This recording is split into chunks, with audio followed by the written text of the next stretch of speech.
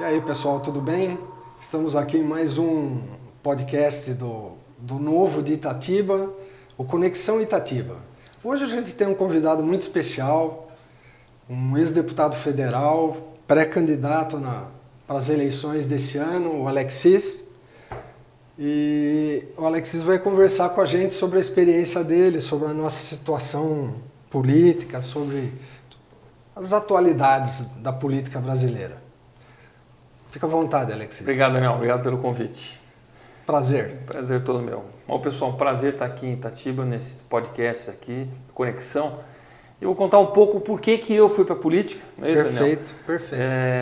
Eu, empresário, Campinas, um cidadão comum com todos os milhares e milhões de brasileiros comuns, mas que é absolutamente indignado com a política. E vão lembrar que em 2018 a gente vinha de uma caminhada desde o impeachment da Dilma, todo aquele processo de derrubada do PT, de eliminação do PT, e que havia todo o processo do mensalão, do petrolão, aquele monte de corrupção. Sim. E aí ninguém aguentava mais, a gente ia para as ruas, protestava, exigia o fim de um governo corrupto, não é isso?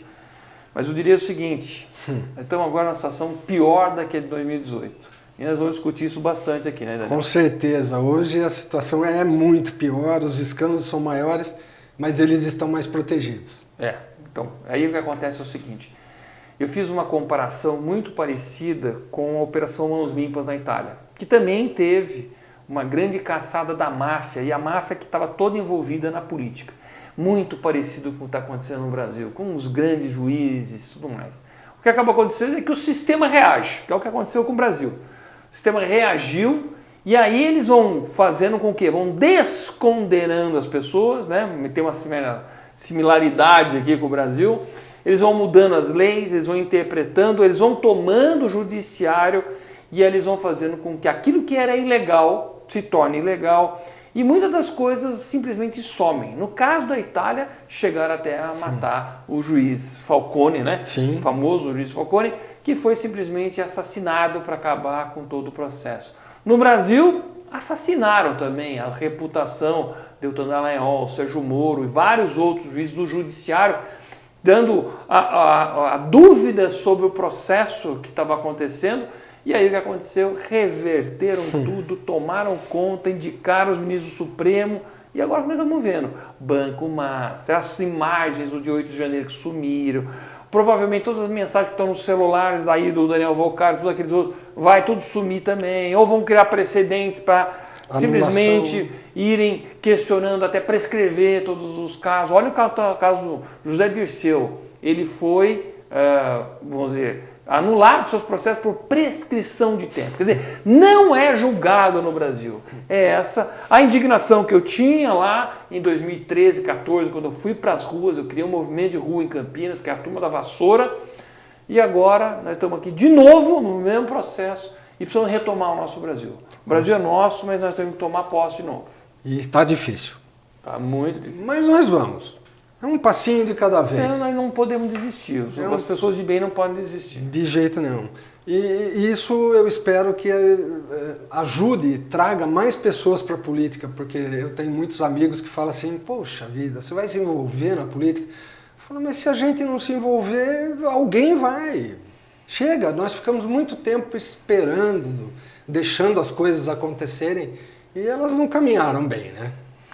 Tem duas frases que super importantes, Daniel, para falar sobre a política. A primeira grande frase é: não existe vácuo na política. Uhum.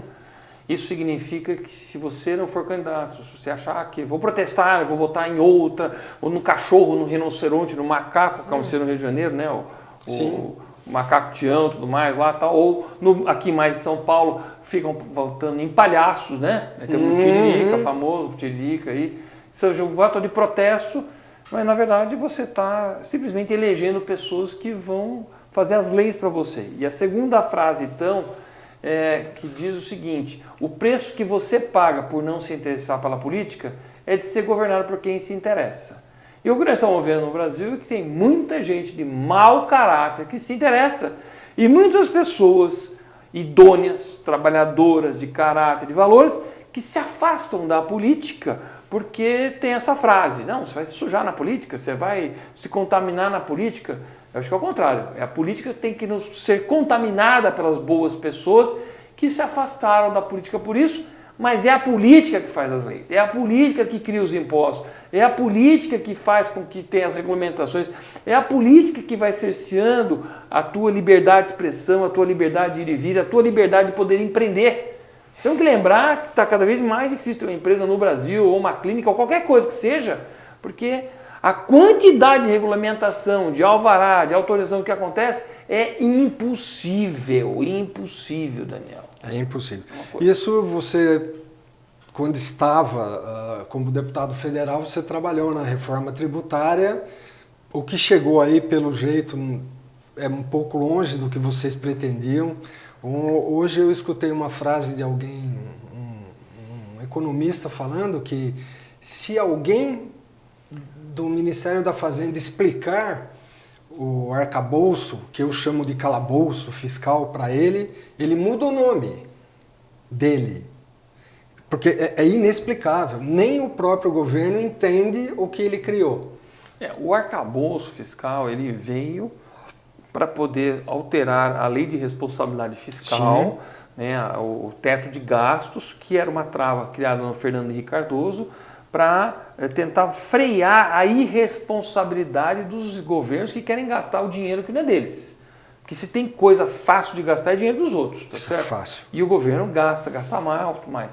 Então havia um teto de gastos, e havia dentro desse teto de gastos o chamado Lei de Responsabilidade. Sim. Ou seja, qualquer presidente que desrespeitasse o teto de gastos, a Lei de Responsabilidade Fiscal, teria que pagar pela Lei de Responsabilidade, crime de responsabilidade e ser empichado. E é o que aconteceu com a Dilma. Sim. Agora, no arcabouço que foi aprovado, tiraram a lei de responsabilidade. Ou seja, não precisa cumprir nada. Agora está cheio de orçamentos paralelos fora do arcabouço, que ficam criando despesas que não estão dentro do arcabouço, precatórios, o desastre no Rio Grande do Sul, outros investimentos com educação, tudo mais. Ou seja, estão criando um orçamento paralelo. Claro. E isso tudo, uma hora a conta chega. E quem paga essa conta é todo brasileiro. Não existe almoço grátis, não existe o dinheiro do governo, o dinheiro de todos nós, pagadores de impostos. E o que está acontecendo, aguardo que em 2027, 2028, a bomba vai explodir. Sim. Eu espero que ela exploda nas nossas mãos, porque a gente sabe como desarmar bombas. Porque a esquerda ela só sabe botar mais dinamite na bomba, achando que vai jogar gasolina. Jogar mais gasolina na fogueira só piora a situação. Sim. Porque tem gente que fala assim, não, seria interessante que a esquerda ganhasse a eleição, porque aí explodia nas costas dele. Não explode. Não explode, sabe por quê? Porque eles cavam inventam outro imposto, dá outra barrigada e vai para frente. O que aconteceu com a Venezuela? A Venezuela foi sendo desmontada até virar cinzas que ela é hoje, por causa de uma irresponsabilidade atrás da outra. O Brasil tem que evitar isso. Nós temos que trocar o governo agora para poder vir gente que sabe como é que funciona a economia, que não colou na prova, que não fez só 2 semanas de economia, gente que entende de mercado, que entende de juros, que entende de responsabilidade fiscal, que entende de orçamento para poder administrar o nosso país. Porque largar na mão de gente que cola a prova, tem gente que fica falando as bobagens que o Lula fala de que se tá caro não compra, esse tipo de coisa, simplesmente nós vamos continuar a cavar o nosso buraco. E a reforma tributária, que eu sei que você é um cara especializado nisso, que você esmiuça isso muito bem. O que esperar dela nesse ano, pelo menos? Aí tem dois pontos importantes, sabe, Daniel? A primeira questão é o seguinte, o atual sistema tributário é um dos piores sistemas do mundo. Sim. É péssimo, muita insegurança jurídica, muito litígio fiscal, nenhuma transparência, ninguém sabe o que tem de carga tributária nesse óculos no Brasil, no sapato, nessa mesa, nessa garrafa, ninguém sabe de nada. Nem a própria Receita Federal sabe o que a gente paga de carga tributária. É uma loucura, eu chamo de alienação tributária do que a gente paga. E a gente paga um imposto em cima do outro. Tem aquele negócio nas finanças de juros compostos, né? Sim, sim. No Brasil tem um imposto composto. É o imposto que vai ser no base de cálculo do próprio imposto, que é o que acontecia com o PIS e COFINS, base de CMS. o ICMS que é calculado por dentro, não por fora. É um caos. Um caos. Foi proposta uma reforma tributária que o primeiro projeto era muito bom. Duro, difícil, mas bom, necessário. Vamos pagar imposto sobre aquilo que a gente agrega de valor na nossa atividade. Tá certo? E não pagar imposto sobre lucro presumido, pagar imposto sobre faturamento, como é o caso do Simples Nacional.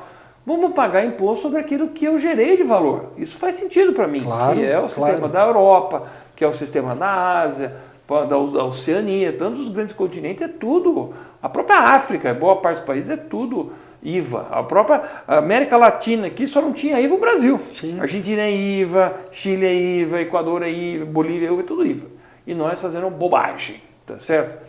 Aí o que aconteceu?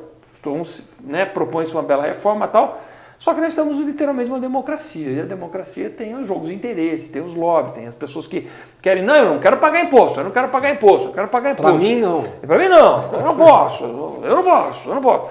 Mas a pergunta é, né, se você não vai pagar imposto, quem vai pagar a tua conta? Porque o brasileiro acredita em meia entrada. O brasileiro tem esse negócio de achar que vou pagar meia entrada. Uhum. Tá, mas alguém vai ter que pagar inteira, porque os custos é o custo do cinema, do teatro, da faculdade, mas aí do o que ônibus, acontece... custo é custo. Sim, o que né? acontece é que a pessoa coloca o custo pelo valor da meia entrada e quem pagar inteira paga mais. Basicamente é isso. Aí são essas bobagens que o Sim. brasileiro adora acreditar. Adora acreditar. Levar vantagem. E essa é uma bobagem. A outra bobagem é, de fato, né, por que a carga tributária no Brasil é tão alta? Por causa que da quantidade de privilégios, de pessoas que ganham mamo nas tetas, que tem reserva de mercado, que tem grandes vantagens competitivas em relação a outras pessoas, mas, ou seja, e mesmo Brasília você vê isso, e quanta gente vivendo só os custos do Estado, não faz nada, tal. Então isso custa muito para a sociedade. Com certeza. Agora, falando da reforma, a reforma evoluiu tudo mais, ela veio, mas ela é disruptiva, literalmente. Vai entrar coisas extremamente novas, como o split payment, como vai ter o cashback, como vai ter uns termos meio americanizados aqui. E o que vai acontecer é que o brasileiro vai realmente entrar. Eu espero que o sistema esteja funcionando na Receita Federal, para não jogar nas costas do empresário aquela coisa, o sistema não funcionou, o problema é teu. Como aconteceu no E-Social, quem tem empresa aqui, E-Social sabe que é isso. Sim. Que não conseguia rodar o E-Social, que era uma loucura, porque criaram um sistema vagabundo que não rodava e deu. Aí transferiu o problema para o pagador de impostos. Sim. Então desconta tudo, não dá. Nós temos que realmente esperar que a reforma seja feita.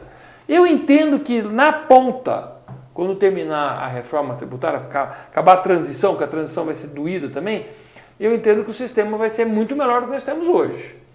Mas a carga tributária vai ser extremamente alta. Sim. Por quê? Porque hoje a gente não sabe quanto paga de imposto. Quanto que tem de imposto no óculos? Você sabe? Nós vamos saber agora. Basicamente a gente vai Agora saber. sim, mas hoje o óculos é interessante. Sabe? O óculos o que paga? Paga ICMS ou ISS? Você sabe? Nem imagino. Paga os dois. Não. Não. Depende.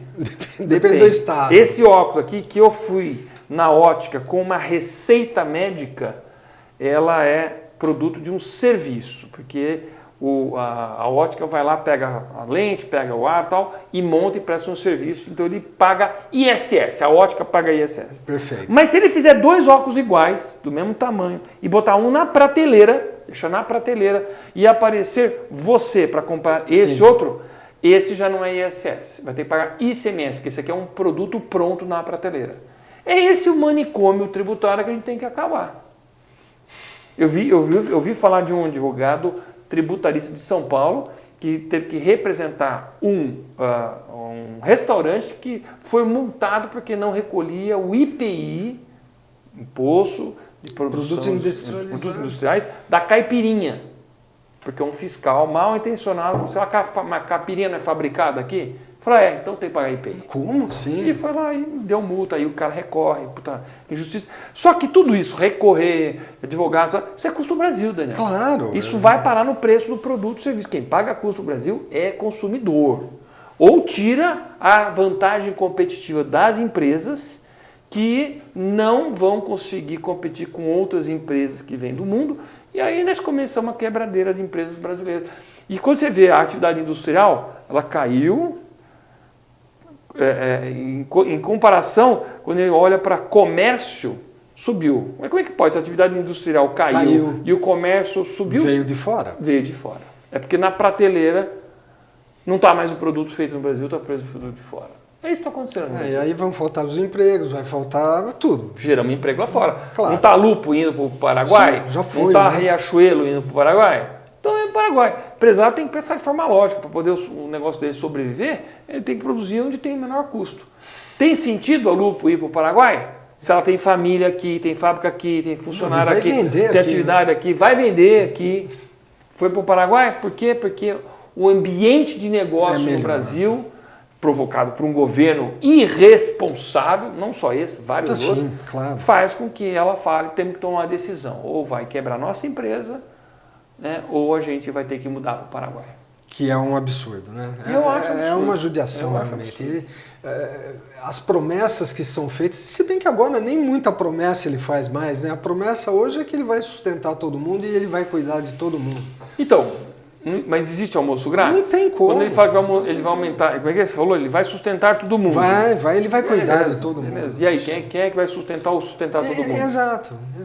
Então a base de pagamento está diminuindo e a base de benefícios está aumentando. A conta não fecha, né? Não tem como. Não fecha, vai custar muito caro. Com juros que está 15%, vai quebrar mais empresas. Eu fiz ontem, um vídeo só sobre as empresas zumbis, ou as empresas morto-vivas, né?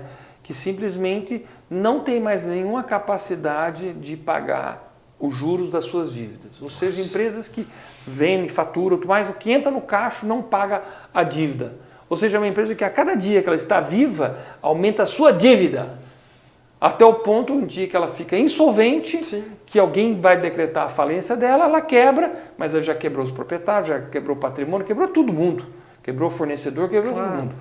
O que quebra a empresa? Pode ser tanto a administração da empresa, gente que não quer mais prestar atenção e tal, que não inova, que não vê novos produtos, não vê mercado, mas o principal problema no Brasil é juros. Com certeza. De 15%, que é para quebrar qualquer um.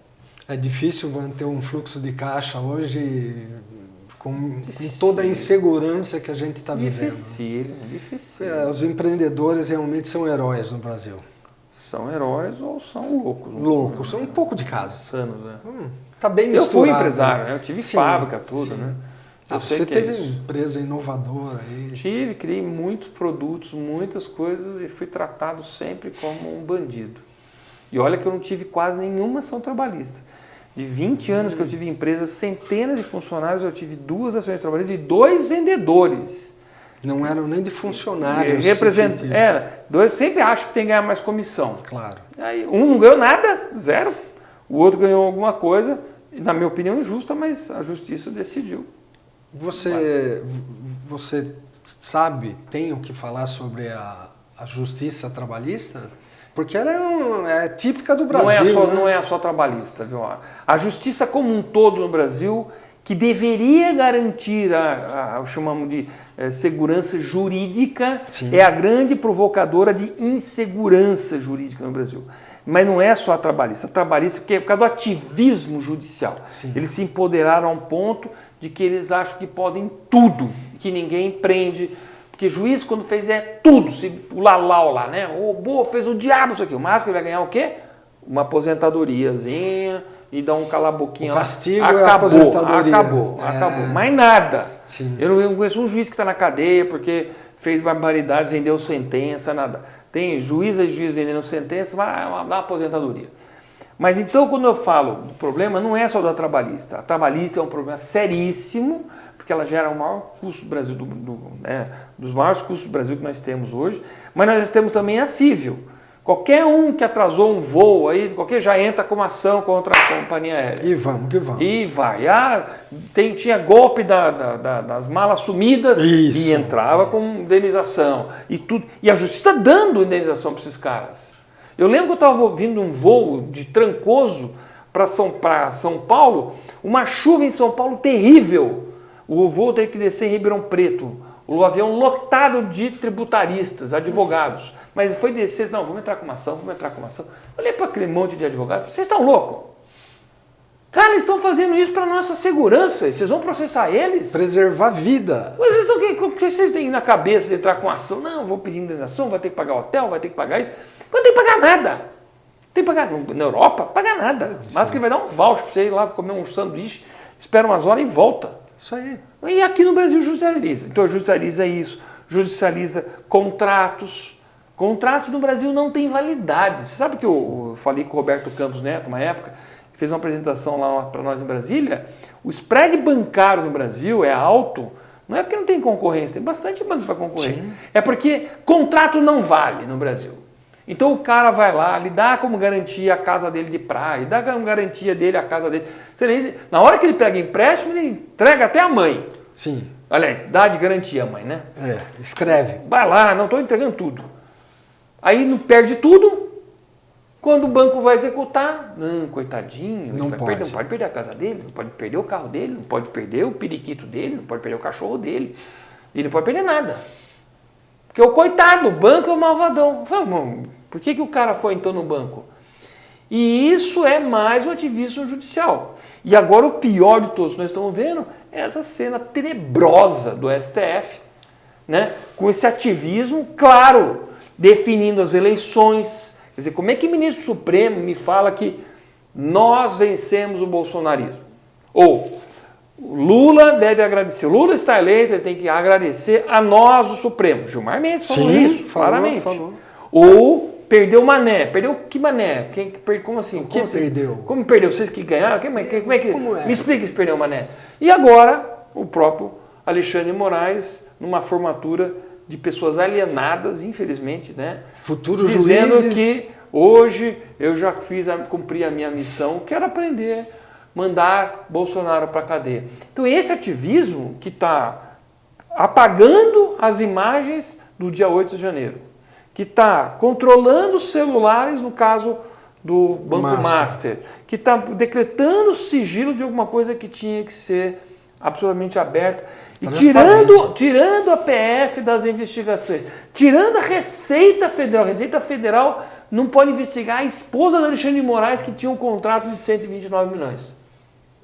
Qual é a segurança jurídica disso? Zero. Que país, quem que vai investir isso aqui?